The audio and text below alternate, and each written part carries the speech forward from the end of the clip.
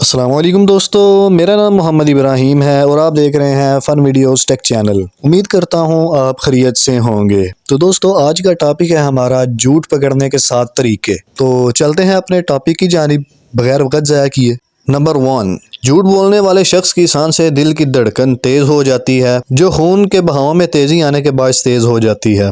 Number 2، سفید جھوٹ ہمیشہ پسینے میں شرابور کر دیتا ہے، یعنی جھوٹ بولنے والے کو زیادہ پسینہ آنے لگ پڑتا ہے اور وہ کپ کپانے لگ پڑتا ہے اور اسے یہی ڈر ہوتا ہے کہ کہیں میرا جھوٹ پکڑا نہ جائے۔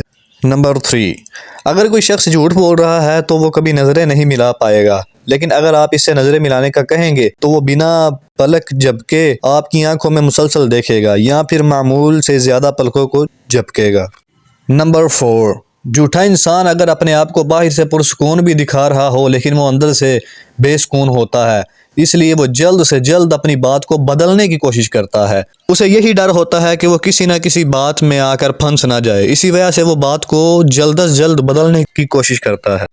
نمبر 5، بار بار چہرے اور گردن کو چھونا، ناک کو کھجانا، بالوں کو کھجانا، بالوں پر ہاتھ پھیرنا، بات کرتے ہوئے منہ پر ہاتھ رکھنا جھوٹ کی نشانی ہے۔ نمبر 6، جھوٹ بولتے وقت انسان کی آواز کی نالی سخت ہو جاتی ہے، جس کے باعث اس کی آواز تیز ہو جاتی ہے۔ ساتھ ہی جھوٹے شخص کے بولنے کی رفتار بھی معمول سے تیز ہو جاتی ہے اور وہ ہکلاتا رہتا ہے اور غلطیاں کرتا ہے، بات کرنے میں غلطیاں کرتا ہے الفاظ میں۔ نمبر 7، جھوٹ بولنے والے شخص کو آپ اپنی باتوں میں لگا سکتے ہیں۔ جیسے آپ اس کے فیور میں بات کریں گے تو وہ آپ کے ساتھ لگ جائے گا، جیسے کوئی کرے گا اس کی فیور میں اسی وقت وہ اس کے ساتھ لگ جائے گا، تو اس وجہ سے وہ اپنے آپ کو بچانے کی کوشش کرتا ہے۔